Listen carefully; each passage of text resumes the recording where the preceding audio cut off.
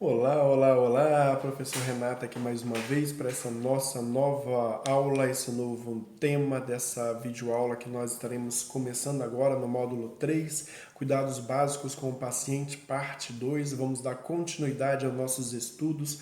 Nós vimos na aula passada os equipamentos que são mais comuns utilizados em domicílio, que são equipamentos hospitalares. Nessa aula nós vamos conhecer alguns materiais que são utilizados também. Muitos de vocês já conhecem, alguns não conhecem, mas é sempre bom a gente relembrar. Então, vamos lá ver quais são eles? Falando dos materiais, os principais deles que são utilizados em domicílio, que são materiais hospitalares e hoje em dia já são presentes em muitas casas, muitas pessoas já têm eles em sua residência e algumas pessoas não sabem nem como utilizar. Vamos ver isso agora durante esta aula. Vamos começar pela nossa luva de procedimento.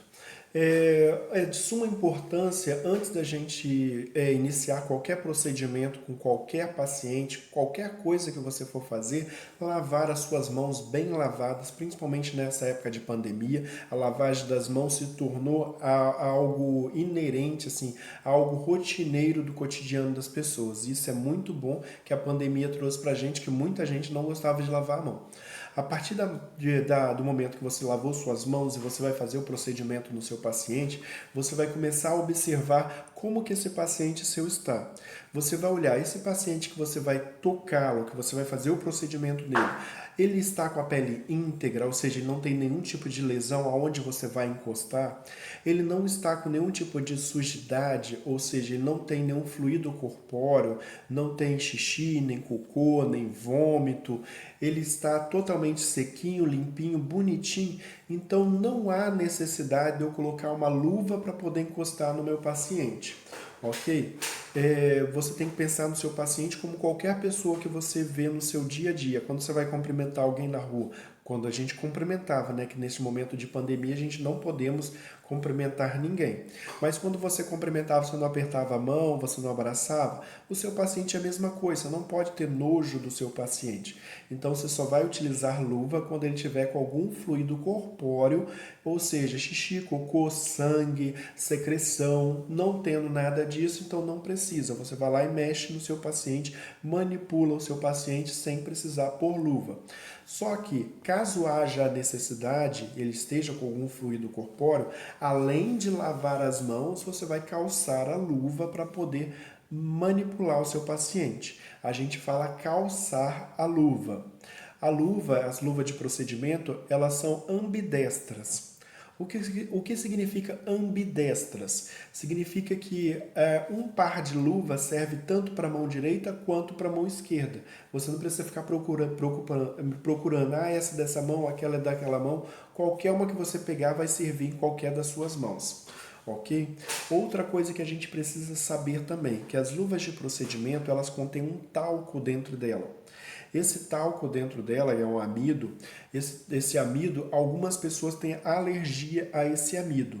Existe luva sem esse amido, só que elas são mais caras e ela é mais difícil de ser calçada, ou seja, mais difícil você colocar na sua mão, pois o amido, esse talco, ele facilita a penetração, você penetrar sua mão dentro da luva.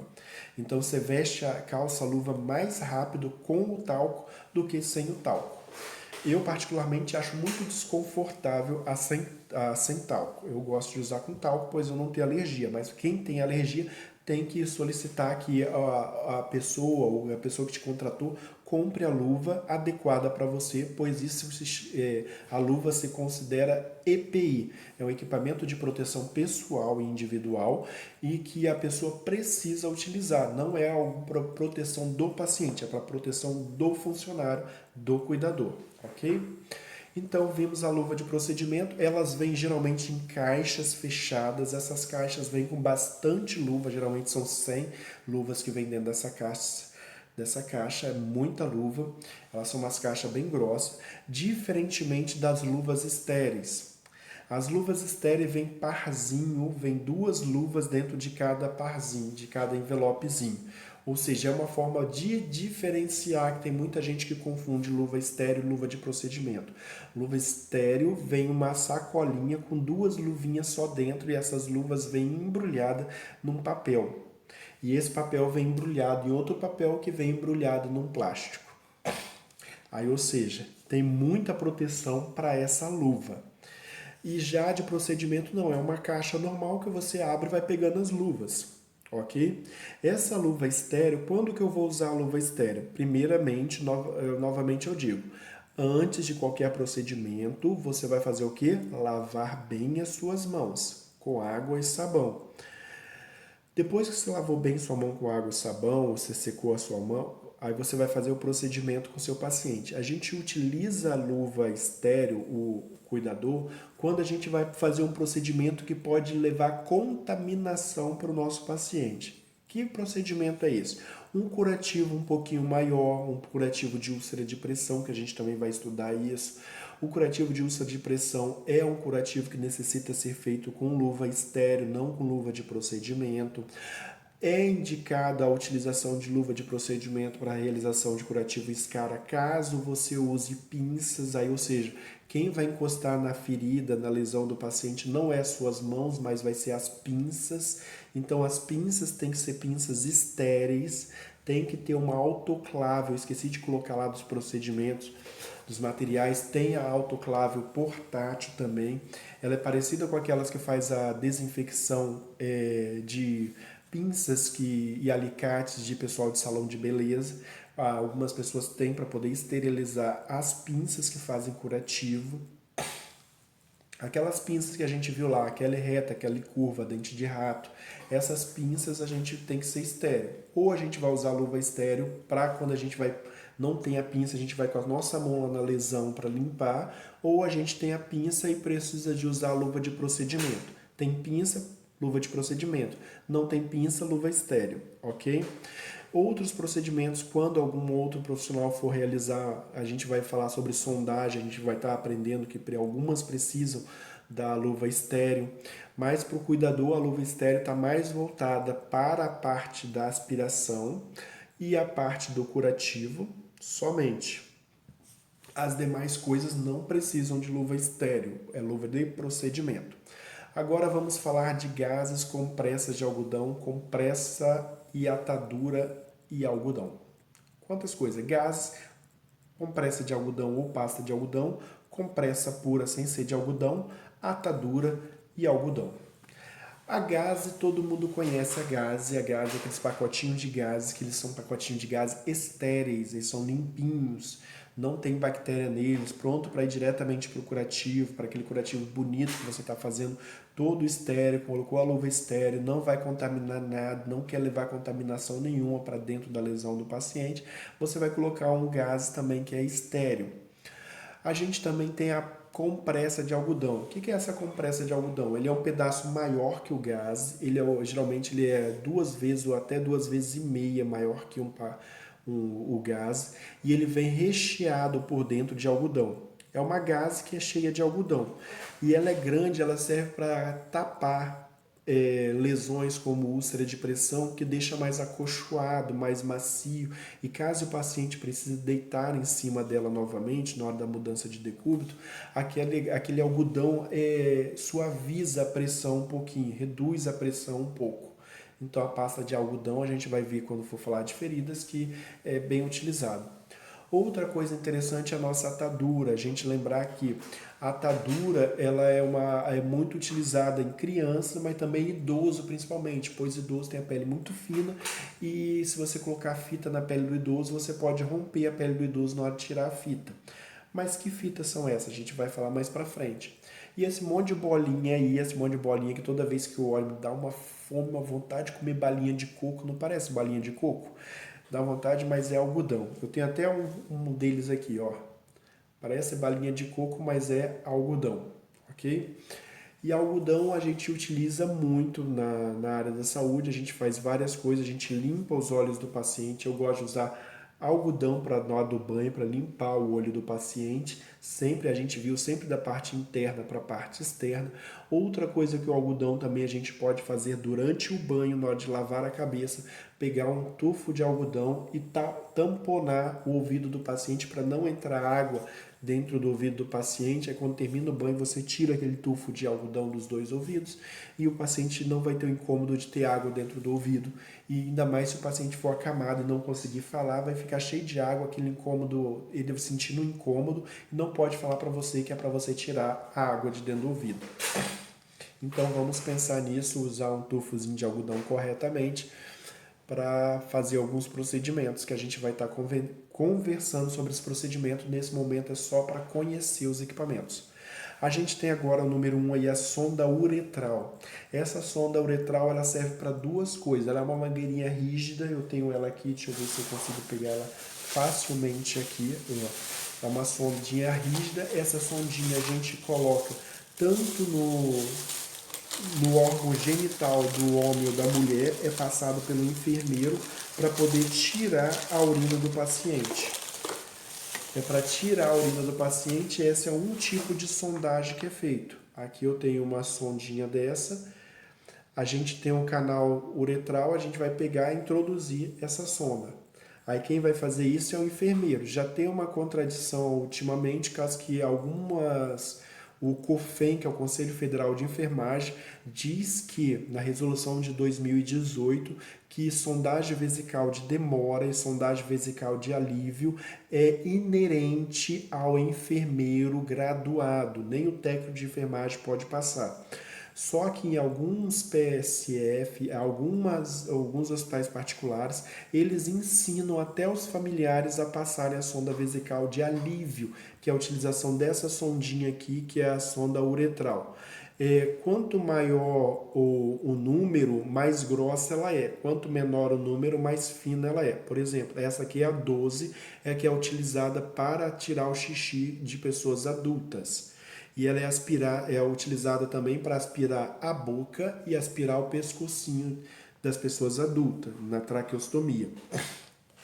Aí, ou seja, o COFEN, o Conselho Federal de Enfermagem, está com essa padronização de só quem pode passar sonda vesical de alívio e sonda vesical de demora é o enfermeiro. Nem o técnico, nem o auxiliar pode passar, muito menos o cuidador. O Congresso Nacional já aprovou que isso é uma função específica do enfermeiro, então eu aconselho vocês, enquanto não sair uma liminar específica dizendo que é permitido, não façam sondagem vesical de alívio, ok? Caso vocês façam e aconteça alguma coisa, por que eles falam que é inerente ao enfermeiro? Que na hora que você estiver introduzindo, por exemplo, você pegou o pênis do homem lá, segurou o corpo do pênis, está introduzindo a sondinha pela uretra dele. Se essa sonda dobrar um pouquinho, você forçar, você pode romper algum vaso. E todo mundo sabe que o pênis tem duas artérias e uma veia, ou seja, se você romper, você pode fazer um sangramento, a pessoa vir até a óbito por causa de uma sondagem.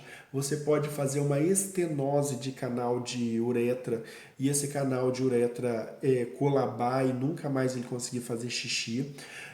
Se for um paciente que ainda tem ereção, dependendo de como você introduzir a sonda, você pode acabar com o processo de ereção desse homem, ele pode ficar impotente. São várias complicações que você pode fazer ao passar essa sonda. Então, além de que, se você não souber utilizar a técnica correta e você contaminar um pouquinho essa sonda e você introduzir, você pode estar levando infecção para a bexiga do paciente e ele pegar uma infecção na bexiga, uma infecção renal. E como nosso paciente idoso é um paciente muito imunodeprimido, ou seja, com a imunidade baixa, ele pode ir até a óbito por causa dessa infecção. É muita responsabilidade a passagem dessa sondinha pela uretra. Então vamos esperar o posicionamento do COFEN para a gente poder saber se realmente o cuidador pode ou não fazer essa sondagem.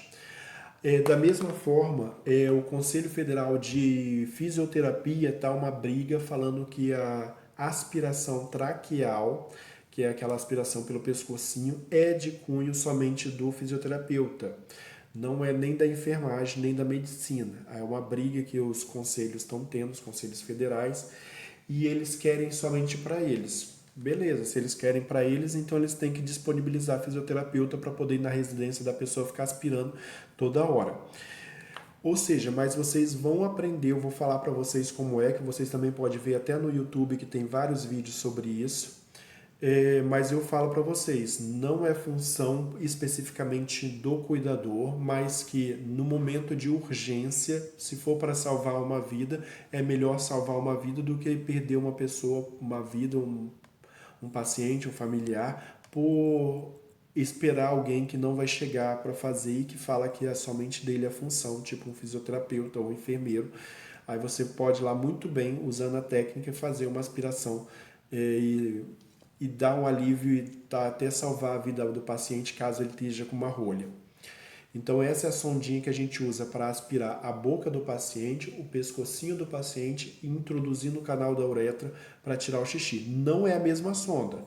Como assim, professor, não é a mesma sonda? Você usou para aspirar a boca e o pescocinho do paciente? Joga fora, ela é descartável. Usou para tirar o xixi? Joga fora. Não é aquela que você tirou o xixi que você vai enfiar na boca do paciente depois, não.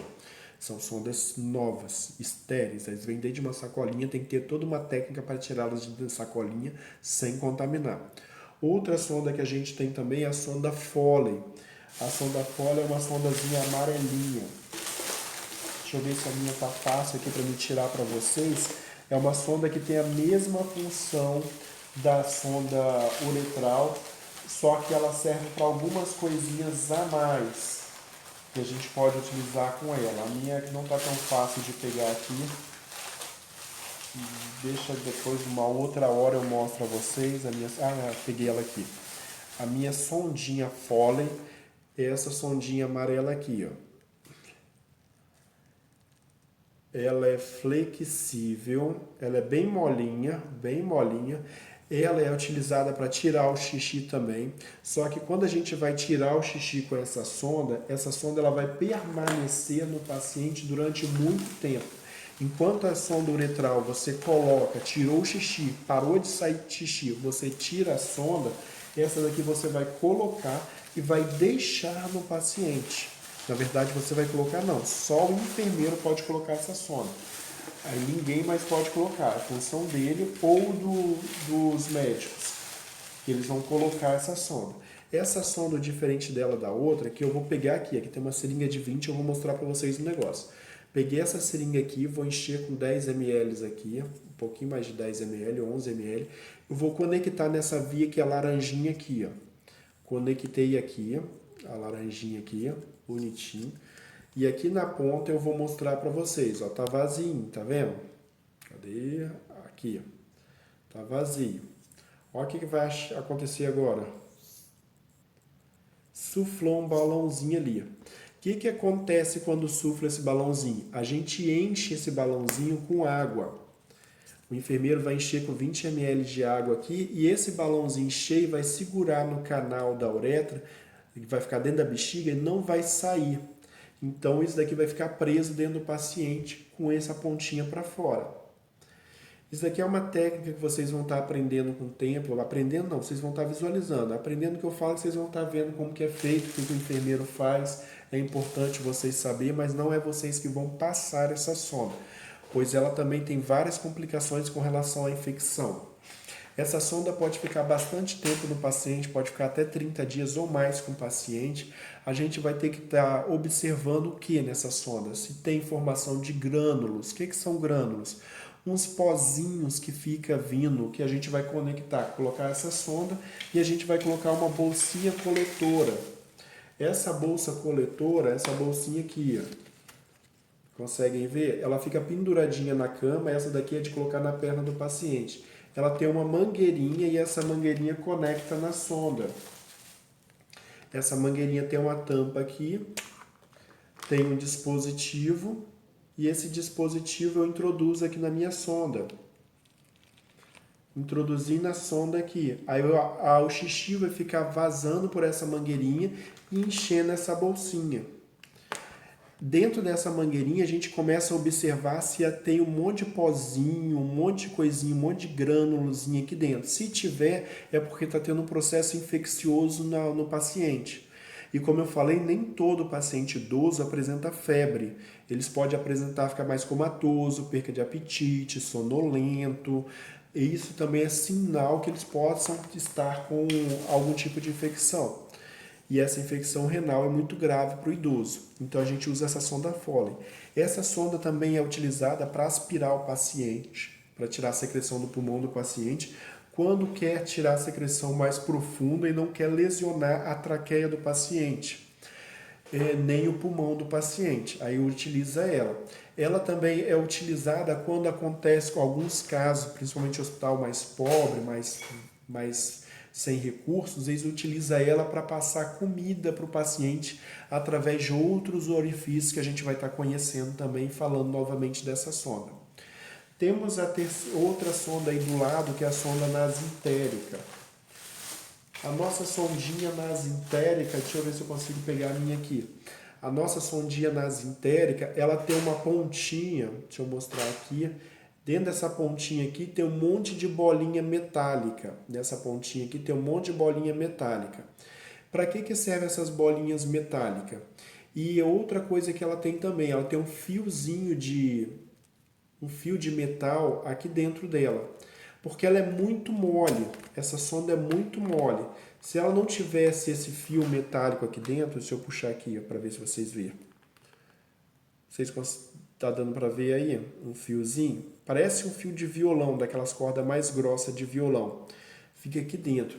Ele se chama de fio guia ou mandril.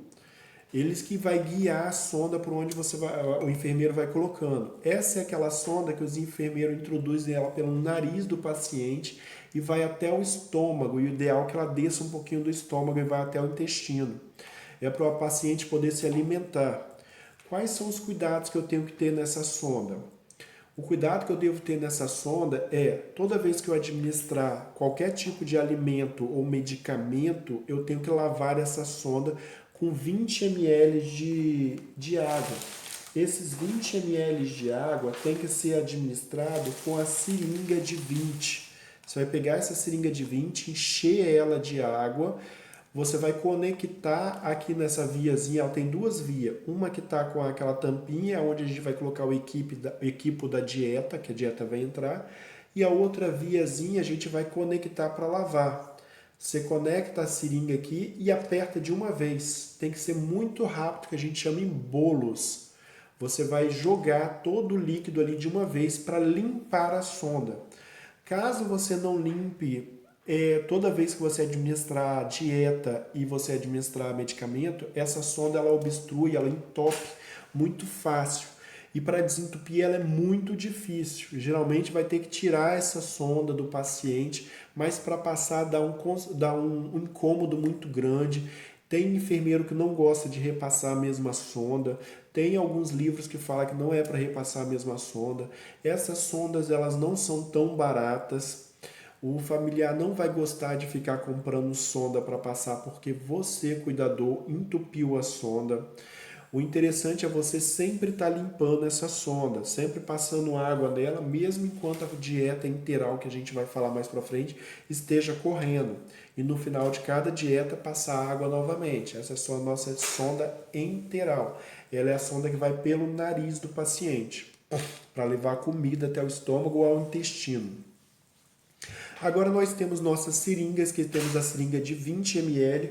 O ideal para a gente estar trabalhando é sempre essa seringa aqui. Ó. Ela não tem rosca na ponta, ela é lisa.